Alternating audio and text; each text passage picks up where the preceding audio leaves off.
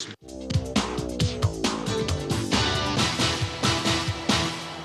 will soon be going to Doha. Before we go to Doha, my guys are in the house. Jimmy, you're welcome to the show. Yemi. Good afternoon, viewers. Good afternoon, Ken. Yeah, the Catalan himself. Good afternoon, viewers. Is here. Yeah. All right. So let's say when we are ready, we go straight to Doha to talk to Bambo Akoni so that he will give us the update at the Athletics World Championship that is taking place in Qatar. So when it's ready, we shall link up. All right. Oh, Bambo, I think Bambo is there already. Hello, Bambo. How are you? I'm very fine, Ken. Thanks for having me as always. And we kept you waiting for a very long time. I always have a friendly chat with you. We always have friendly chat with you. So this is like the news coming from Qatar is not looking too friendly. Can you give us an update of what is happening in Doha? Yes, I mean, it's unfortunate that just 2 or 3 days ago we were coming into this championship with very high hopes for 1 or 2 Nigerian medals.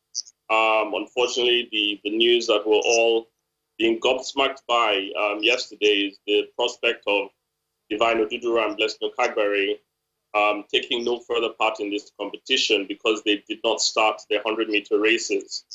For a bit of context, they've fallen foul of the failure to participate rule. It's rule 142.4 of the IWF competition rules. And what that rule basically says is that if you're entered for an event after the final confirmation and you fail to participate, you'll be removed from all other events in the competition. Or if you start competing in that event and move to the next round and then you don't participate, then you will be removed. Or if you don't compete with a honest or bona fide effort, then you will be removed. So obviously it's the first part of that rule that they've fallen foul of. It's looking to be an administrative error because it sounds like, Blessing has given a statement to the Associated Press that they told AFN repeatedly that they're not going to run the 100 meters. So they should never have been entered in the first place. Or at the very worst, they should have been removed before the final confirmation. And this is very disappointing for all athletics lovers and fans in Nigeria because this is a rule that everyone knows about that has been even in play in Nigeria for the last couple of decades. When Divine missed the 100 meters on Friday and Blessing missed it on Saturday, there was 24 hours to still say to Blessing, you know what, go and run. Even if you're going to false start, just go and appear at the race so you don't get disqualified. So it's very disheartening what's happened. We await to see if their appeal can be successful. But many have pointed out that this is IWF, this is not African Games, this is not national championships where these rules are routinely ignored. At the African Games, we had our start lists that were published were different from what actually happened on the day of the event. And I think this is IWF's way of saying that this is not how we operate on the world stage. Okay, I still want us to look at this because at least the technical director of the AFA was right there in our studio in one of our programs, and he said they met with Divine and they met with Blessing and told them that, okay, fine, comparative advantage, instead of overrunning yourself, we have good legs, I'll do that, you guys should not do this. But you are saying this rule is not a new rule. So yes, so it's what should have happened was the conversation with Divine and Blessing should have happened before the final confirmation of the entries for the 100 meters, which I'm not too clear. It's either happening 1 day before or 3 days before, but apparently there's still a window 24 hours before to basically change or remove the athlete. So either that didn't happen at all or it happened too late. But, in all honesty, this kind of decision should have been made long before we got to Doha. I think there was already a sense that they might not double here. Even, if you look at the African Games, I think they only did 1 event each. So this is the kind of decision that should have made long before the team got to Doha. And anyway, you've just said it. certain things you just can't comprehend. Certain things you even getting your own reaction when things happens. You ask yourself, why do these things happen over and over and over again? But Daddy, let us move on. You are there in Doha. You are looking at the excitement that is happening there. Chris Coleman, is another thing I want to talk to you about. He missed. He was supposed to have missed, 3 appearances for, in a year, and they said if you don't do your test, your doping test, they come for you, and you miss 3 tests in a year, you are supposed to be banned. He was banned and reinstated, and now he's the gold medalist. How do you sum this up? Well, I wouldn't want to dwell on the supposed 3 missed tests, because if you look at it closely, you'll see that USADA, the U.S. Anti-Doping Agency, did not seem 100% aware of their own rules and had to consult WADA. And there's even a question as to whether all those 3 tests were really missed tests. So I wouldn't want to dwell on that so much. I would want to dwell on the fantastic performance he put up last night, 9.76. He was supreme throughout all the rounds. It's the 6th fastest in history, I believe. But for the controversy, he would be, the world would be anointing him as the successor for Usain Bolt right now. So, let's hope that he can rebound from that and be more, I would say, steadfast and more meticulous in his making sure he updates his apps to not miss the tests and so on.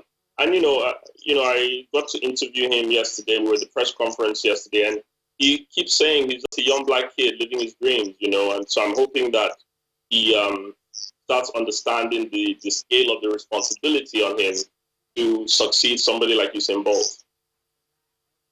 Succeed somebody like Usain Bolt. But we have seen a 37, 38-year-old guy who is still rocking it out with them. Well, I mean, what is pushing him? He wants to go to the Olympics in Japan. Yeah, I mean, Justin Gatlin is it's incredible what he's been able to do at his age. 15 years ago, he was the 100-meter Olympic champion. Can you believe that? And now he's still 2nd in the world in the 100 meters. I think he says he'll retire after the Olympics. But if he medals at the Olympics, why should he stop, right? I mean, I'm sure he'll be tempted to continue. Like, if the younger guys are not going to beat you, then, why would you leave the stage? So it's incredible what he's been able to achieve. Obviously, a lot of people in the world don't really respect his achievements because of his I would say, drug-tainted history. Yeah. But still, it's a marvel at the age of 38. He's still running 9.89 to win silver at the World Championships. It's incredible. At that age, there is no Nigerian at the finals, which means he outran all the young ones that we took there. Well, look, on that note, let's really, give a shout for Raymond Ekenwo. Yes, semifinals. 10-2 in the semifinals, 10-1 in the heats. What a fantastic spirit that guy has. You can see that he's fearless. The NCAAs have trained him and helped him to not fear anybody. In the semifinal, he was with 2 of the 5 fastest men in history, Johan Blake, Justin Gatlin. He was also with Andy deGrasse, and he wasn't starstruck. Yeah. 5th in the race. So, definitely want to watch out for the future. If his progression continues like this, who's to say he can't be, our first Nigerian 100-meter world champion in a few years? Obviously, we'd love to see that for Divine Oduduru as well. So it's going to be a race to see who gets there first, who gets the world medal first, who gets the title first. And hopefully, no matter what happens with Divine, even if he's not able to run, hopefully he can rebound from this disappointment and move forward to greater things. I watched that semi-final race you talked about where Raymond Ekenwo finished 5th. Bambo, he looked physically, on the lightweight compared to all others. Does weight has to do with how much the force they use in running? He looks a little bit lighter than them. Well, I wouldn't say that determines much. You see very diminutive sprinters like Shelly-Ann Fraser-Price dominating. Yeah. What a story it would be if she, as a mother, reclaims the world title, after 6 years or so. That would be an incredible story. But, Raymond is younger than those guys. He's still developing as an athlete. So, he still has time to go even further. I mean, what's amazing about someone like him is with his diminutive frame, he's always been fast. He was the national junior champion in 2016. I mean, people forget that this guy ran 10.3 in Nigeria before he even left to the US. Okay. He's a special talent. It's a special talent. Okay, talking about special talent, I know that most times when we go to these competitions, our medals hopeful come from the female side most of the time. But that is a fact. I don't know how the males are feeling, but that is a fact. But then look at this new innovation, the mixed relay races. I mean, how do you describe that? Well, Nigeria is not in the mixed relay. I'm a big proponent for saying that we should have been in the mixed relay. We should have been targeting it. Even with our home-based athletes, we can raise a very strong mixed relay team that could have qualified. 2 men, 2 women, right? Favour Philly, Patience Upon George, Emmanuel Ojeli, and anyone from Orupe, Oreokan, or Nathaniel Sampson, Sikiru. We have a strong team that could have qualified in the mixed relay. But guess what? Bahrain had a team that qualified for the final third class. Exactly. And all the Bahrainis are Nigerian. I mean, it's a picture of where Nigeria should be in this sport. We've tracked we've tracked all the Bahrainis actually. Abbas Abubakar Abbas, who left Nigeria 6 years ago. He was second in the National Sports Festival in 2012. Obviously, everybody knows Sawa Ed Nasser, who, is the probably top 2 in the world in the 400 meters. And a couple of others, Aminat Yusuf Jamal and Musa Isa, who used to be known as Precious Moses. He was one of the first athletes we discovered in our Top Sprinter reality show in 2015. Before it was done, he was in Bahrain.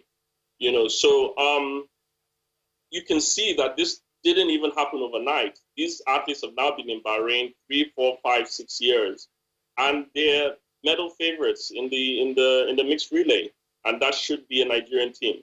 If we were doing what we should have been doing all these years, if we were doing what Bahrain is doing, frankly, with our athletes or with our former athletes. If we were doing what Bahrain is doing, I mean, that means there are things that Bahrain is doing that we are supposed to be doing that we are not doing, and for all intent and purposes, Bahrain should be emulating Nigeria. I think that there was a tweet that you put out there where all 4 athletes, representing Bahrain in a particular event are Nigerians, right? Yes, that's the event, the mixed that's the mixed one. All 4 are Nigerians, and they qualified. And then those they left behind are still not there. Okay, just give us some hope.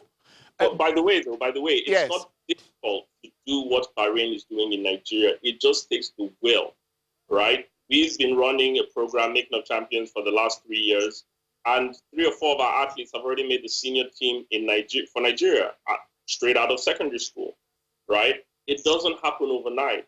People like Joyudo Gabriel, Jerry Jakpa, Emmanuel Ojeli, they're all in the top 100 in the world in their events, but, a couple of them are not yet here because they're still developing. So look at the Bahrain model. It takes 3, 4, 5, 6 years to get to the world stage and to be a medal contender at the global stage. So if more people were doing like what we're doing and investing in the sport and thinking long term, I mean, Nigerian athletics will change overnight. I mean, Paris 2024, Nigeria can be as strong as the USA or Jamaica in track and field if we want to do it.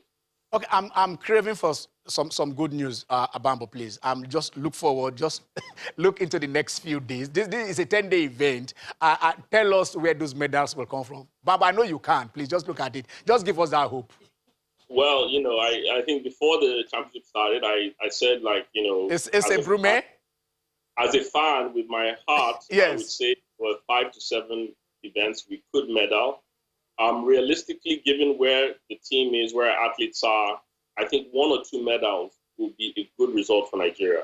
Apart from Blessing's 2 medals in 2013, we actually haven't had a medal in the World Championships for some 20 years. So even 1 medal should be seen as a success. Where would that come from? I think Toby Amusha is probably our best medal hope in the 100-meter hurdles. Yeah. I think she's third fastest in the world this year, probably ranked number 3 this year, I believe.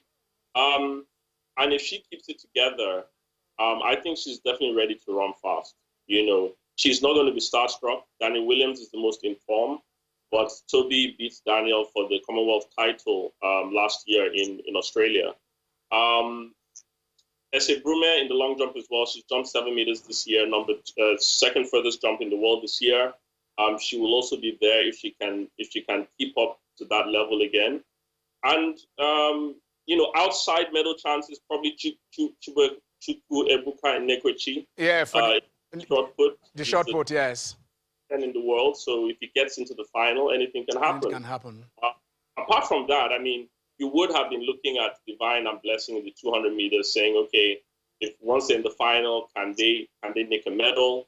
We don't know if they're going to compete now. Well, the start list for the men's 200 is already out, and Divine's name is not on it. So bearing a miracle, explicable leniency from IAAF, they might just fix him in a lane later on today, but it remains to be seen. Now, aside from that, the other events that I think we could have been looking at medals is the relays, the men's and women's 4x1 relays. If Divine and Blessing are barred from those, I think medal chances are almost gone, are probably gone. But there's another goal with the relays. If you make the final of the relays, I believe that's automatic qualification for the Olympics. So with or without Divine and Blessing, the number one goal for all the relay teams has to be to make the final. Qualification, all right. The final, yeah. Okay, so I mean, so let us be looking at that good news. At least their performances at Doha will take them to Japan in 2020. Let's hope so. Let's hope so. Bambo, thank you very much. Before you leave Doha, maybe by Sunday we'll do this again. Then it will be good news. It will be good news. Enjoy your stay in Doha. Thank you very much. Okay. All right, that is Adebambo Akoni. He's the CEO of Making of Champions. He's everywhere trying to get those things right. And I tell you this, he said, if Nigeria is doing what Bahrain is doing. You know, there are certain things that I always say, you know, in Yoruba parlance, please, I just want to use this word with all sense of responsibility. When they say Okagbare, you understand? You know, when you are supposed to looking up to, when the elder one is looking up to the younger one, I mean, it shows something else. How this is, and how can you, what century are we in, gentlemen? 21st century, right? Well, how can you know the rules? Even in Nigeria, we are used that rule that you've entered for a competition, you can't just say, I'm not going to do it. That anyhow, that is a Nigerian thing that we can do it whatever we like. After all, we are Nigerians. No, there is a benchmark. There is a benchmark. Let me bring my guys in. In local parlance, there's always this, now so we did do. Okay. It's supposed to work like that. But unfortunately, he caught up with us this time. Yes. Under normal circumstances, I feel that the AFN, they should have known that, you know, at the race meeting that was convened, that is usually convened 24 hours before that time, maybe they should have appealed to Divine to make that appearance. Because, I mean, they know it, they know the rules. They cannot, at this point in time, there's something about knowledge, tactical, well, I don't understand and what technical. Appeal to Divine. Was it Divine's decision not to run, or was Okagbare decision not to run? They had already informed them. They had already informed them that they will not be running. So even if they had not made enough preparations at that point in time, go jog through this race as against having our chances hampered, even right up to the release. That is what Bombo said. It's administrative. Yes, it's administrative. Yeah. Just show face. Yes. Another Nigerian balance. Show, just be there. If it's like Bombo, just run, and then you go and conserve your. The whole thing is for you to conserve your energy. I mean, you just one race will not kill Okagbare or I've seen posts from Soji Fasuba on social media stating that even at Helsinki in 2005, he actually did the same thing. He didn't know so much about the rules. He's trying to make a case that maybe the athletes didn't know. But at this point in time, since 1992, he had always been applied. No, the athletes don't know, or the federation doesn't know. And the athletes don't run the show. This is the technical malaise that we are faced with in almost every federation in the country. when you want to appoint a technical director, what are, what do you look at? What do you look at? Exactly. Appoint a technical director. You don't say, Jimmy, I like your face, so I take you out. And I take exactly. Now, so it goes beyond just going for competition. It happened to the Super Eagles, so have you forgotten? Opening the lines once more, the lines have been opened according to my guys, so that you guys can be part of this discussion. Our two medal hopeful, our best athlete, the only Bambo just told us here, the only athlete has won in the past 20 years that won 2 medals for us at the championship cannot compete. Because of administrative blunder. I mean, you enter them and then you ask them, you remove them, you now say no, don't we enter you can run this race. But the law says once you are entered, you must. If you don't do one, then you will not do any. I mean, that is where we are now. So Ken, if a whole technical department of the Nigerian Football Federation back in this last World Cup qualifier didn't know that a player had gotten suspended. We haven't heard anything about that particular. Nothing happened. That's why the fact that Nigeria lost a point. Yes. So now you have taken these athletes to Doha. Taxpayers' money. Yes. You have prepared them, and they are the medal hopefuls, and yet you remove them from contesting, thereby denying them eligibility and denying Nigeria. So what are we talking about? The chances of even Blessing has come out to say Sebastian Coe had, informed that they were looking into the appeal, and maybe today we have divine reinstated. What are we appealing for? What are we appealing for? Why can't we get our acts right from the beginning? Rules are rules. They won't bend it because of us. The whole world is moving, and they will not wait for Nigeria. When I saw the tweet that we're not going to participate, I was bewildered. Like, okay, what is really happening here? Like we talked about, even if the athletes do not know, the coaches do not know, you have a technical team. That is a technical department. What do they do exactly? No. Let us face this. Anyway, maybe there is a technical department on paper. No, the technical director was here. He was here. All right, we are going on a very short break, and when we come back, we shall also tackle this and look at all other events that are happening right now in the world of sports. Stay with us.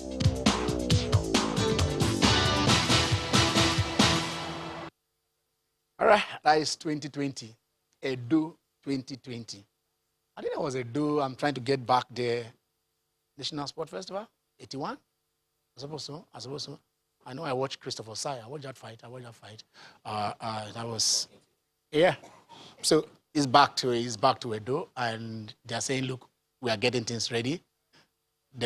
Last week, I think the bill for the Edo State Sports Commission, just like Lagos State Sports Commission, would put through different from having a sport ministry where you define, the rules of a commission, how sport development and professional sport and all that, how they're going to interact in Edo, and they're saying, look, we are moving there. We have some professionals. We know who are there, and we do hope that it will go. But let me still put it to my experts in the house.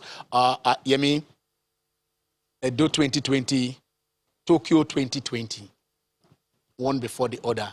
Should there be a link? Should there be something that will lead to the other? I know you like telling us about the carousel. So really, it's a no-brainer. Yeah. This should be the peak of the preparation for at Olympics. That's talking about Tokyo 2020.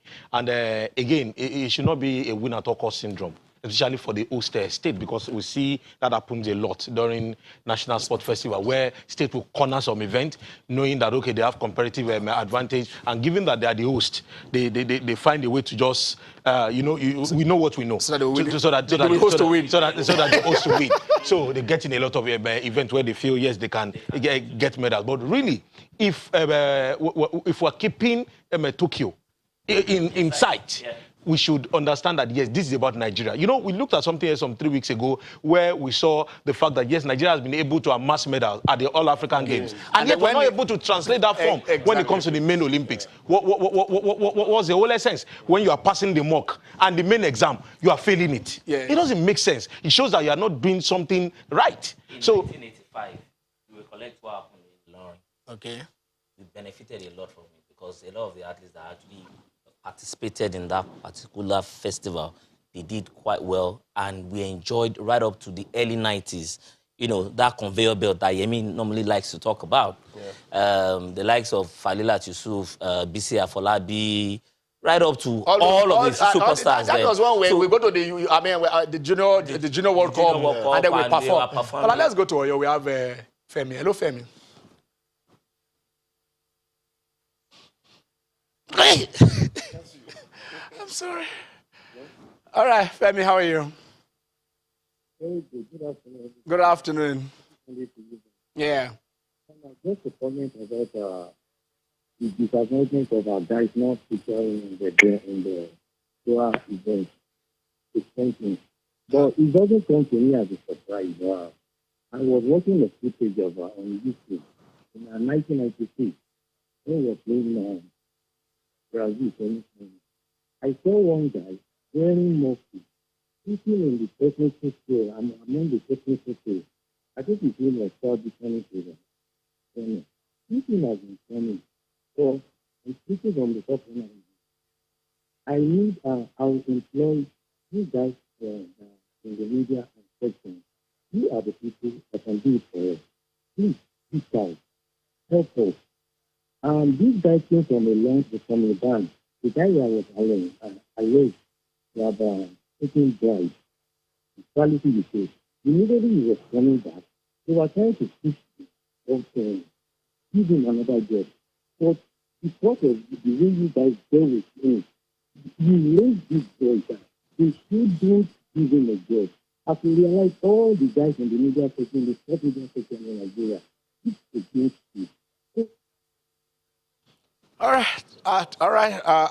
The power of the press, yeah, and social media and other things. I mean, these are the things. But then, like we said, most times you don't know how difficult it is when we come here for the choice of things we want to talk about, and then putting your country in the in sort of a light, and then trying to see if you can be do it constructively. So basically, sometimes we go through pains before we come on air, and then thinking of what should have been done right by those who are supposed to be there. But we do hope that, yes, while we call them out positively, they will listen, and then decisions have to be taken. In this case, we expect some heads to rule. Somebody, yeah. It is just reacted. It is just simple. Yeah. For people who work in a corporate organization, yes, you know that such a gaffe cannot be overlooked. Yes. Somebody must be held accountable. And it should roll, really. It happened in Real Madrid. Exactly. In a corporate organization, you commit this kind of blunder, you will tweet your resignation. You will not even wait to get to Nigeria before doing it. The ideal. And unfortunately, you see, when are we going to get there? When people begin to treat the business of the country with levity, because they know that there are no consequence management. You go on Twitter and you see a lot of the foreign gigs, athletics gigs. They said, look, Nigerian Federation, the Athletics Federation has to be the worst ever. Because at the end of the day, taxpayers' monies are involved.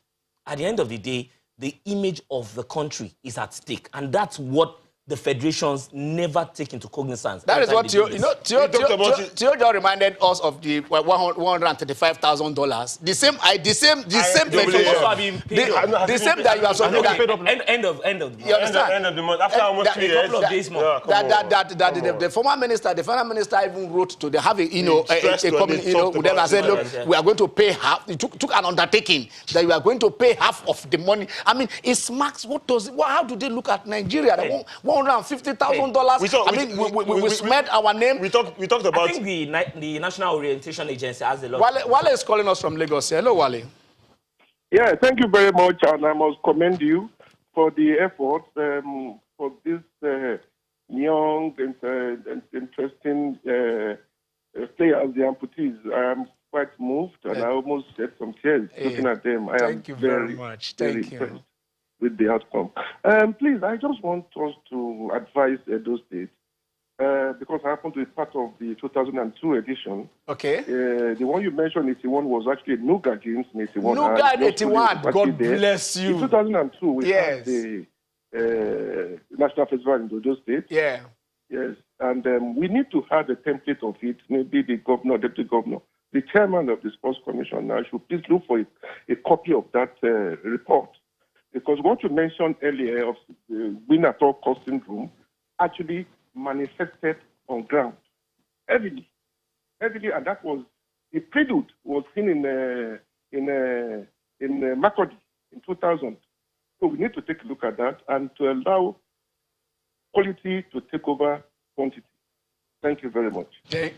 quality to take over quantity. And you know what? You see, what typically happens is the chairman of the State Sports Commission will want to justify to the governor how much you spend. How much we spend this money, and this was the outcome. You see, and I keep saying it. It's not always return on investment. It should be return on objective at times. Exactly. What is the objective? We're trying to get athletes that can last us for the next 8 years, the next 10 years. We're providing athletes that will a flow of athletes into the national team, not just winning and topping the medal. Jim was talking about structures on the ground. Exactly.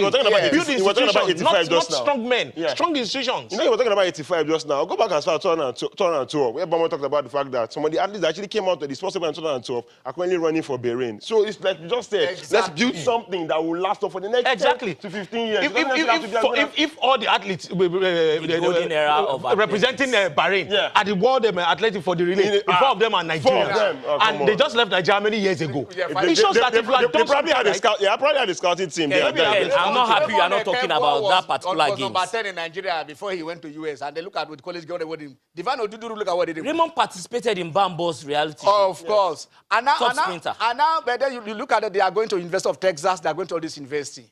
University of Lagos, where what are you doing? Uniport. University of Nigeria and Nsukka, where are you? Unibe, where are you? What are you doing? You see, it is not a matter of this. You develop the body, you develop the brain, and then you give them the opportunity. Unibe, I remember in the 80s, as at then, they gave players, some of this new Nigerian bank players scholarship to come there. They were all playing. I mean, they have they waive their entry requirement. Exactly. Come in there, this is what you are good at. All right, let's look at Dan. Hello, Dan. Dan, how are you? Are you there? Yeah. Hello. Hello, Dan. How are you? Yeah, Ken, how are you doing, man? Fine, no.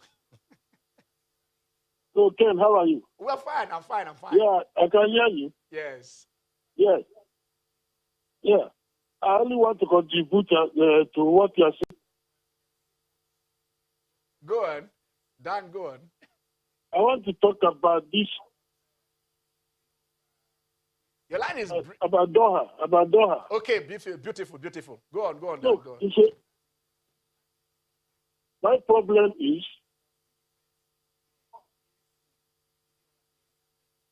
something is happening somewhere.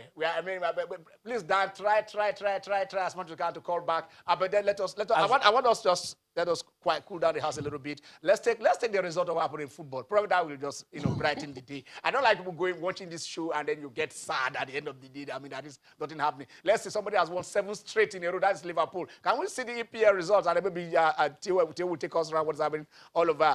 Okay, so Liverpool maintaining their perfect stats, winning 1-0 against Sheffield United.